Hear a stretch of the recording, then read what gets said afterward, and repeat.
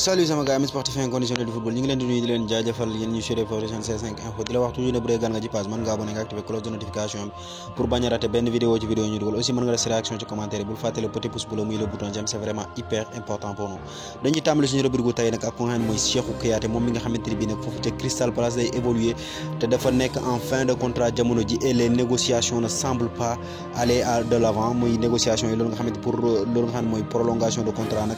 jaarul yoon instant bi ñu toll nii donc nag Cheikhou Kouyaté dafa mel ni day waaj a jeexal foofu ci Crystal Palace ay équipe yu bëri nag ñi ngi topp dossier am ku ci yu ci mel ni équipe yu nekk Turquie ak foofu di Arabie Saoudite donc nag souhaitons le meilleur pour Cheikhou Kouyaté pour mu gën a nekk en forme parce que vraiment dañ koy soxla ci mondial boobu nga xamante ni bii fa lañ jëm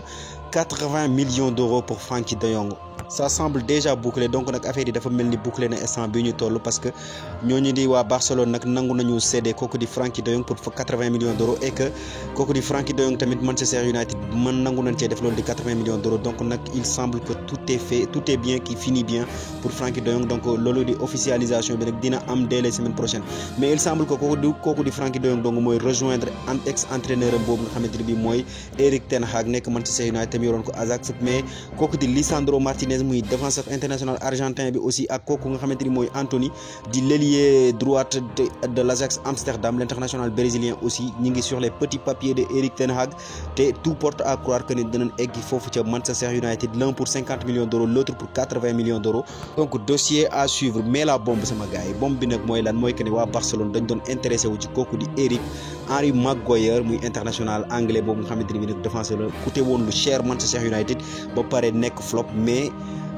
prise bi du Barça gi ci intéressé wu mais Erik ten Hag bi nga xamante ni bii dane pour rien au monde du bàyyi kooku di Maguire muy dem muy jógee foofu ca Manchester United parce qu'il compterait vraiment sur son défenseur. fait c'est décidé temps yëpp ñi ngi leen di wax ay rumeur ci lan concernant loolu nga xam ne mooy départu Cristiano Ronaldo foofu ca Bayern Munich ba kooku nga xamante ni mooy directeur sportif bu Bayern Munich tamit génn démentir yooyu information mais tamit liberté wóor mooy Cristiano Ronaldo nag wane woon na envie pour jógee foofu ca Manchester United ba ay club yu bëri postulé wu ci club bu ci mel ni Manchester club bu ci mel ni Chelsea autant pour moi ak Sporting Lisbonne ñi ngi doon wax aussi intérêt wu ko nga xam ne mooy Bayern Munich mais tamit kooku di seen directeur sportif génn na ba démentir loolu mais tey jiit waa Manchester United ñoom xamle nañ carrément que ne pour rien au monde duñ bàyyi ko nga xam ne mooy Cristiano Ronaldo mu dem et que Erik ten Hag promet à Cristiano Ronaldo mu construire fa benn équipe bu baax buy compétir au niveau européen et que dana delloo Manchester fa Manchester newoon ci at yi 2007 2008 jamonoy Sir Alex Ferguson on espère bien que ne loolu dina changer loolu d'avis kooku di Cristiano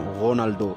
en fait ñu jógee foofu nga xam ne mooy ca Angleterre nag jàll ba foofu nga xam ne mooy ca Espagne ak kooku di Barcelone moom mi nga xamante ni bii nag instant bi ñu toll li mu bëgg mooy débarrasser wu de Umtiti muy défenseur international français boobu donc nag moom nag dañ koy prêter foofu nga xam ne mooy ca Fiorentina équipe boobu di Fiorentina nag pare na pour accueillir kooku di Samuel Umtiti mi nga xamante ni bii nag il a peine dafa ñàkk temps de jeu trop foofu nga xam ne mooy ca Barcelone malgré nag ak xaalis bi ñu ko jëndee woon mais tamit ay blessure moo ko sonal ba mënu fa prouver li nga xamante ni mooy vraie valeur am ca Barcelone ba tey mën na ne le compte à rebours a déjà démarré il y a longtemps tic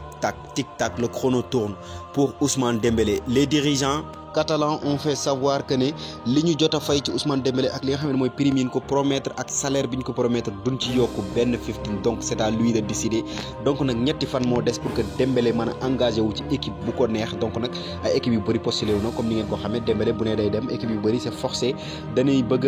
a am avantage wala boog privilège yu Dembélé ñëw fa équipe bu ci mel ni Chelsea il est prêt avec nouvelle investisseur am yooyu nga xam ne mooy waa Todd Boehly donc ils sont nouveaux riches donc pare nan pour accueillir ko équipe boobu nga xamante ne mooy Paris Saint-Germain aussi nëbbut li nga xamante ne bi mooy envie am pour recruter kooku nga xamante ne mooy Ousmane Dembélé ainsi que le Bayern Munich est prêt à le recruter donc nag dans quelques jours fii ak ay fan yu néew fii ak ñetti fan mën na ne Dembélé mën na signer ci club bu ko neex soit même prolonger foofu nga xamante ne bi mooy ca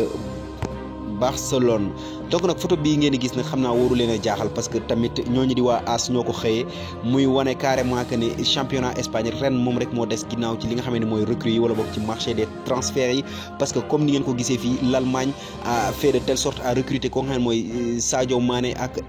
kooku nga xam ne mooy Sébastien Haller l'Angleterre de son tour a recruté ñi nga xam ne mooy Erling Haaland ak Darwin Nunez le France a réussi à garder kooku di Kylian Mbappé donc ki nga xamante ne bii des na ci rek ci marché des transferts transfert yi instant bi ñu toll mooy le Real Madrid et le Barça. Peut-être le Barça sauvera l'honneur de l'Espagne en recrutant kooku nga xamante ni mooy Robert Lewandowski, mais tamit c'est un dossier qui se complique de plus en plus parce que ren tey jii ñi ngi yëgle carrément que ne le Bayern Munich a de nouveau fixé un nouveau prix, fixé ren beneen prix nag buy toll ci 60 millions d'euros. Donc nag on dirait que coûte le Bayern ne veut pas céder à Robert Lewandowski, mais tamit lu ci mën di am rek dinañ ci xam lu leer fii ak ay fan yu néew parce que tamit contrat am desul lu bëri et que ñooñu di waa Bayern na suñ ko bëggee jaay c'est le moment ou jamais parce que tamit bu demee ba benn instant bi dootul nangu ñu koy prolonger le contrat am. Donc nag sama gars yi lii leen leen seen C5 info di la wax toujours ne bu dee gan nga ci page mën nga abonné nga activer cloche de notification pour bañ a rater benn vidéo ci vidéo yu ñu dugal. Aussi mën nga def sa réaction ci commentaire yi bul fàtte le petit pouce bleu muy le bouton j'aime, c'est vraiment hyper important pour nous. Merci et à très bientôt.